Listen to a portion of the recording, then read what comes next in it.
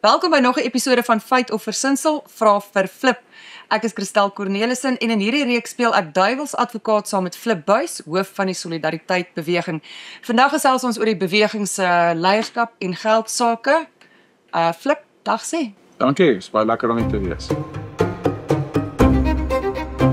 Die Solidariteit Beweging is reusagtig groot met bykans 50 instellings, duisende personeellede reg oor die land, honderde duisende betalende lede wat miljoene rande se ledegelde elke maand betaal. Baie Afrikaners vertrou die beweging met hierdie ondersteuning en geld en hulle vertrou hulle om die regte besluite oor die regte dinge te neem. So in hierdie episode van Feit of Versinsel vra ons, wie is die leiers wat besluit hoe die geld vir watter dinge in die Solidariteit Beweging spandeer word? Flip, ons val weg met die moeilike vraag. Waar kom die Solidariteit Beweging se geld oral vandaan? Is dit ledegeld, is dit bemakings, is dit skenkings? Kyk, dit Wie is gee kombinasie. Dit is die grootste deel van is ledegeld, maar ons het ook 'n besigheidsbeen waar dan verskillende soort besighede bedryf van finansiële dienste, eiendomme, dan tweedehandse winkels soos wat die Help aan Hand het. So dit is 'n baie verskeidenheid bronne. En dan natuurlik sê net maar akademie en Soltech, mense betaal dan dat hulle kinders kan studeer. So dis 'n baie verskeidenheid bronne waar die geld kom. Kan ek byvoorbeeld, as ek nie kind of kraai het nie, kan ek 'n bemaking doen aan die Solidariteit Ja, Beweging? ons kry bemakings byvoorbeeld vir akademia, ons kry ook bemakings vir die Help aan Hand. En dit help natuurlik baie omdat ek dink miskien moet ek net sê wat finansies betref, ons sentrale uitdaging is om staatsdienste, as ek dit so kan stel, te lewer sonder staatsinkomste.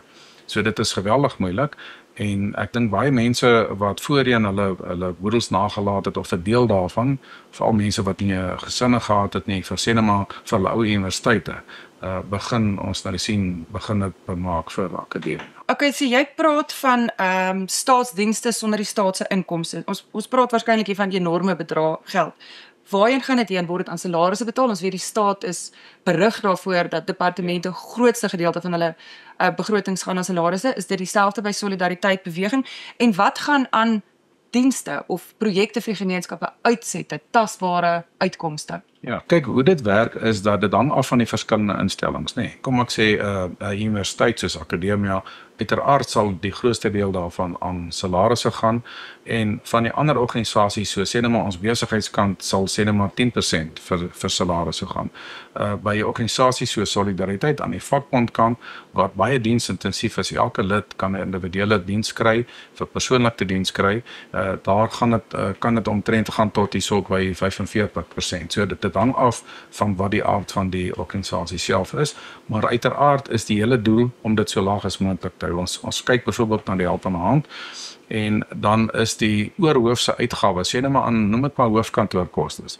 Dit is baie laag. Dit is sê net maar 10-15%, maar dan sal jou kernbesigheid is maatskaplike dienste en dan sal die deel wat aan hulle spandeer word, waaronder salarisse vir mense wat landwyd maatskaplike werk doen om 'n voorbeeld te noem, hoër wees. By Solidariteit het ons 'n baie groot regsafdeling, daar sal dit dan hoër wees. So dit hang af van die tipe diens wat gelewer word en die fokus van die organisasie. Maar wat ons meer die opbrengste, ons sal byvoorbeeld by Soltech word daar gekyk na opbrengste in die vorm van opgeleide mense. So ons is nie 'n gewone besigheid, ons is organisasie as beweging in breë sonder winsoogmerk, maar daar moet 'n opbrengs wees. En die opbrengs is die gehalte van opleiding, hoeveel jong mense word opgelei, jy weet, wat is die standaard van hulle opleiding, hoe gou kry hulle werk, al daai goed word op die einde gemeet. So ons het nou so 6-7 000 byvoorbeeld studente en die opbrengs gaan dan dit wat dan gemeet word, gaan oor die kernbesigheid. Bereik jy jou kernbesigheid? So Afriforum se buurtwagte sal byvoorbeeld gemeet word aan verbeter die veiligheid in die dorpe waar hulle funksioneer. So al die opbrengste word wel gemeet. Okay, wie is die mense wat dan nou besluit oor die opbrengste? Jy weet, daar's 'n topleierskap. Wie is hulle en wie het hulle die gesag gegee of die mag gegee om oor hierdie enorme organisasie te besluit? Ja. Kyk, Ons is 'n federasie, bedoelende dit is nie 'n sentralistiese beweging wat alles van bo af regeer en beheer word nie. So dit word deur die verskillende direksies en rade gedoen. Kom ek noem 'n voorbeeld, Solidariteit aan die vakbondkant het 'n hoofraad, hulle het ook 'n nasionale raad wat dan die tot 200 verteenwoordigers landwyd is. Hulle sal eenmal 'n jaar bymekaar kom nadat die state van die vakbond geauditeer is en dan moet die Solidariteit bestuur dan verslag doen aan daardie lede en hulle die onafhanklike auditeure is ook dan teenwoordig, hulle gee dan 'n aanbieding en dan die finansiële mense van Solidariteit sal 'n aanbieding gee oor hoe gaan dit nie net met die vakbond se finansies nie, maar ook met die verskillende filiale. En lede kan enige vraag vra, die staat is oop, hulle kan kyk daarna en so aan, dit word vir almal gewys. So kan ek as 'n gewone argumentshalwe betalende lid van enige van hierdie instellings, het ek enige insette in hoe dit daarbo lyk? Ja, dit is ek het nou die voorbeeld van Solidariteit genoem. Die lede kies nie verteenwoordigers, hulle kies dan weer bedryfsrade vir sê net maar die metaal ingenieurs of elektriese bedryf. Hulle kies dan weer die hoofraad. Die hoofraad kies hulle kies die nasionale raad, die nasionale raad kies die hoofraad.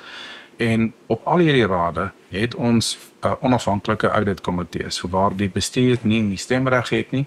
Die onafhanklike mense van buite af is ook in die meerderheid en daai state word voorgelê. Ons het byvoorbeeld op die meeste van die direksies het ons byvoorbeeld die help aan Solidariteit en so aan, het ons forensiese auditeure wat dan die audit en risikokomitees gaan dan in diepte deur die state voordat dit na die raad toe gaan. So as jy vra wie neem die besluite, afhangende van wat die organisasie is, maar die sê net maar Solidariteit se geval, die hoofraad, die nasionale raad, in die geval van sê net maar die besigheidsafdeling is dit die direksies wat die besluite neem, maar daardie terugvoering oor die uitkomste word dan weergegee aan in hierdie geval Solidariteit se nasionale raad wat dan die eienaar eintlik is van Solidariteit se beleggingsmaatskappy waar hierdie organisasies dan deel van is. Ek dink eintlik tot 'n mate die vraag beantwoord, maar julle kan verantwoordbaar gehou word. Dis nie soos 'n politieke party waar jy nou skielik uitgestem kan word. Jy weet elke 5 jaar is 'n verkiesing en flipbuis word verkies nie. Ja. Hoe word daai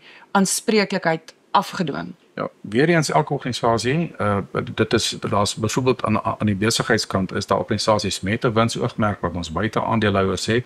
Kanton Beleggings is 'n goeie voorbeeld. Ons het daar 'n onafhanklike voorsteur, Lambert van der Nest, persoon wat sy MBA op Harvard gedoen het. Hy was hoof van Fraser en Alexander, het hom wêreldwyd uitgebrei. Ons het ook mense van uit die boubedryf uit van die grootste ontwikkelingsfirmas in die land, se wat kundiges van weet 'n beleggingsbank sit daar, hulle hoof sit op die direksie en die state word aan al die aandeelhouers beskikbaar dan gestel. So dit hang af van elke organisasie, maar die rade van hierdie organisasies neem dan die besluite oor wat daar gebeur. Flip, doen julle hierdie om geld te maak? Of hoekom het julle geld nodig? Ek sê weer, ons hoofuitdaging is om vanweer die verval in die staat, om in hierdie staatsdienste wat normaalweg deur die staat gelewer word, sê net maar soos veiligheid, soos welsyn, soos opleiding en so, om hierdie staatsdienste te lewer sonder staatsinkomste. So die beweging in die geheel se omset per jaar is so 1,5 miljard min of meer, maar as jy kyk wat alles daarmee Skrikkelik baie geld gedoen word, dit is baie min. As jy kyk in die staatsdienste, dit is baie minder as die begroting van 'n medium groot dorp. Nou wat ons daarmee moet bedryf is 'n universiteit, is 'n college, is 'n vakbond, is die hele beweging se nulle? Ja, dit is die hele beweging. Kom ek noem 'n voorbeeld. Ons lei 'n groot deel van die land se ambagsmenne op teen 0 koste vir die belastingbetaler. Maar die staat lei hulle op vir omtrent 20 miljard rand en dat die opbrengste vergelyk nie met wat ons lewer. As jy kyk na die SETA's, hoeveel miljarde in die SETA's jaarliks ingaan en hoe min ambagsmanne aan die ander kant uitkom. So die omvang van die aktiwiteite wat strek, soos ek sê, vanaf veiligheid, die bewaring van monumente, weet landwyse welsynsdienste. Ons het eintlik geprivatiseer en SVAS, ons gee byvoorbeeld 64 miljoen per jaar rentevry aan studente. So in die groot prentjie, as jy kyk na die dienste wat gelewer word, dan is dit werklik waar te min. En dit is hoekom dit vir ons altyd nodig is om meer ekonomiese engines te ontwikkel. As ons kyk na die help aan hand, hulle gee dit nou vir 8000 teaters ten minste 1 ete per dag. Nou ongelukkig baie tipe goed kos baie geld. En dis hoekom die Helpende Hand is sy eie ekonomiese engine.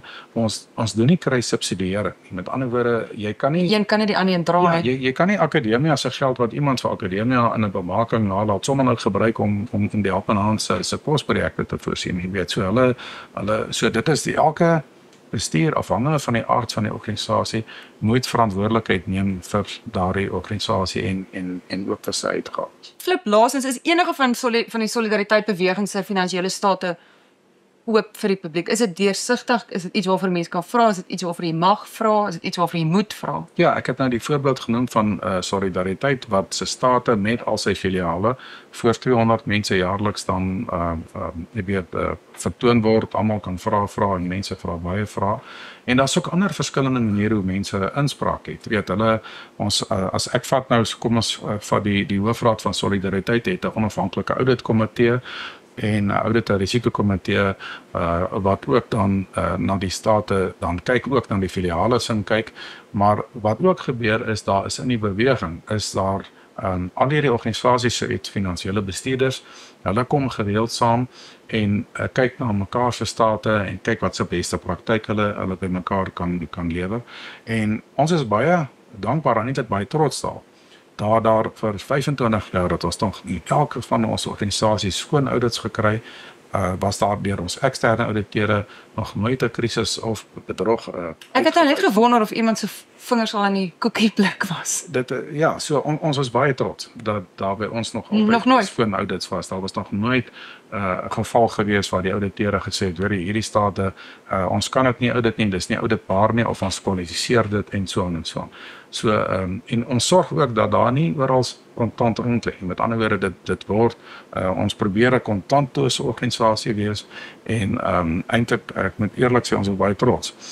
Daar is baie min organisasies wat kan sê vir 25 jaar het hulle nog nooit gekorrigeerde audit gekry. So ek wou nou 'n groot bemaking gedoen het, maar ek het nou net kontant onderhewig. So Skus. Flip, ons sê vir jou baie dankie. Tot ons weer gesels. Totsiens.